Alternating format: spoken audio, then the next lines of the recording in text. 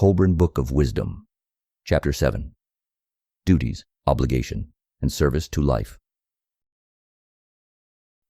If a woman is beautiful and gifted beyond other women, then she has been favored by the divine and entrusted with life's greatest treasures.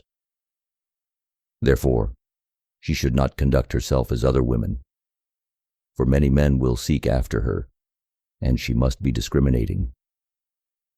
Her influence on men can be greater than that of other women, so she must always be conscious of its effect. Does it make them better men? And does it serve the cause of good?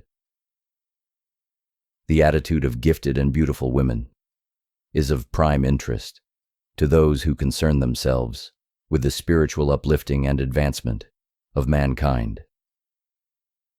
Unlike the religions that will die, the good religion cannot ignore this aspect of life.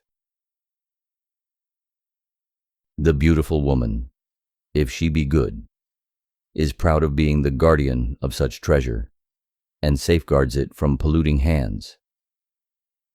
She dedicates it to the service of good, which also means the service of mankind. She uses it as a spur and incentive in the upward struggle of man towards divinity. She is more modest and reserved than other women, and as this increases her desirability even more, she is absolutely discreet and prudent in all her activities. Her devotion to the cause of good need entail no more than the maintenance of strict female standards of decency in the face of overwhelming temptation and being a good wife and mother. The fires of passion can rage in woman as they do in man, but when they do, it should be borne in mind that such driving forces are to be used for good and not wasted on an evil outlet. Men and women are not alike, and their duties and obligations in the divine design are different, even though they share the same urges and desires. The same water is in the river and the irrigation channel, but the millstone and the growing plant do not utilize it in the same manner. The power which serves best serves many different ends. The divine design sets man and woman apart and prescribes for each a different form of service.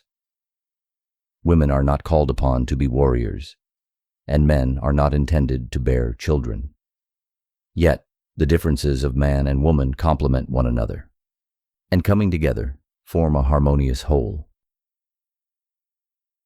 It is the duty of everyone to study the sacred books, and to try to understand their deeper meaning.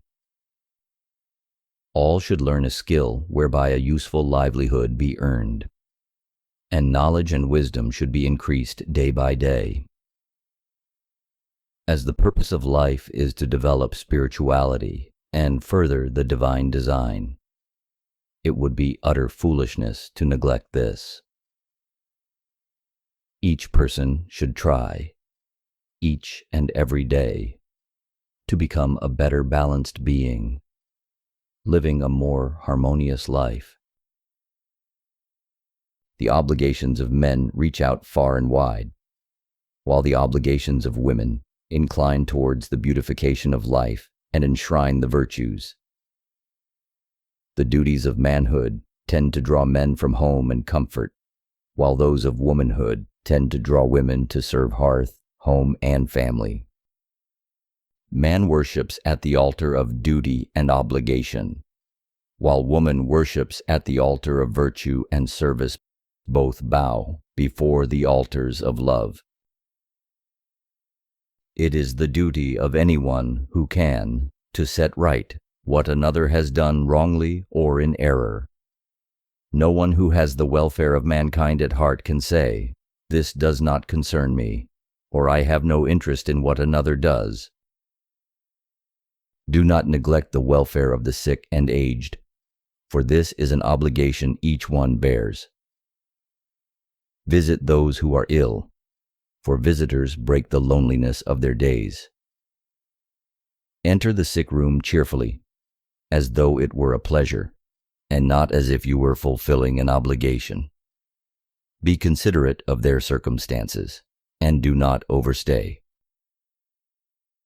Each man should clothe his family decently and feed it according to his means.